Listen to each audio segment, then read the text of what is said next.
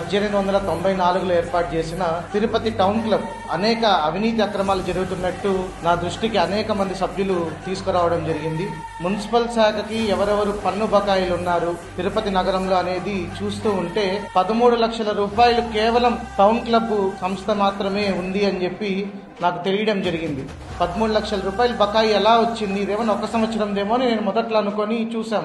ఆ తర్వాత దాన్ని లోతుగా పరిశీలించిన తర్వాత చూస్తే దాదాపుగా 2017 తర్వాత వాళ్ళు అసలు ఒక్క పేమెంట్ కూడా తిరుపతి మున్సిపల్ శాఖకు కానీ ప్రభుత్వానికి కానీ చేయలేదు. దీనివల్ల ప్రభుత్వానికి రాయాల్సిన ఆదాయం, తిరుపతి అభివృద్ధికి రావాల్సినటువంటి నిధులన్నీ కూడా ఆగిపోవడం జరిగింది. లోతుగా విచారించిన తర్వాత క్లబ్బులో పూర్తిగా కమర్షియల్ యాక్టివిటీస్ జరుగుతున్నాయి. అక్కడ ఉన్నటువంటి టెన్నిస్ కోర్టు ప్రైవేట్ వ్యక్తులకి లీజుకి ఇవ్వడం జరిగింది. అదే విధంగా అక్కడ ఒక రెస్టారెంట్ కి లీజుకి ఇవ్వడం జరిగింది. ఇవన్నీ ఒక ఎత్తు అయితే హోర్డింగ్ కంపెనీలకి దగ్గరగా 7 హోర్డింగ్లు అక్కడ లీజుకి ఇచ్చారు. ఇంకా వాటికి మున్సిపల్ అనుమతులు ఉన్నాయో లేదో కూడా వివరణ అడుగున్నాం, కానీ మున్సిపల్ వాళ్ళు ఇంకా దానికి వివరణ అయితే ఇవ్వలేదు. ఈ 7 హోర్డింగ్లు కూడా ఒక్కొక్క దాన్ని చొప్పున రీటైల్ రేట్ అంటే మార్కెట్ ఏదైనా కంపెనీ గానీ బ్రాండ్ గానీ పోయి ఆ హోర్డింగ్ లో వేయాలంటే ఆ లీజుకు తీసుకున్న ఏజెన్సీ 1,20,000 రూపాయల నుంచి 1,50,000 రూపాయలు ఒక నెలకి వసూలు చేస్తుంది. మరి వాళ్ళు టౌన్ క్లబ్ ఏం కడుతున్నారనే దానిపైన సమాచారం లేదు. ఇలా ఈ టౌన్ క్లబ్ లో వస్తున్నటువంటి నిధులన్నీ కూడా పూర్తిగా క్యాష్ ట్రాన్సాక్షన్ జరగడం ఒకటి. ఆ తర్వాత వీటికి ఎక్కడ లెక్క జమ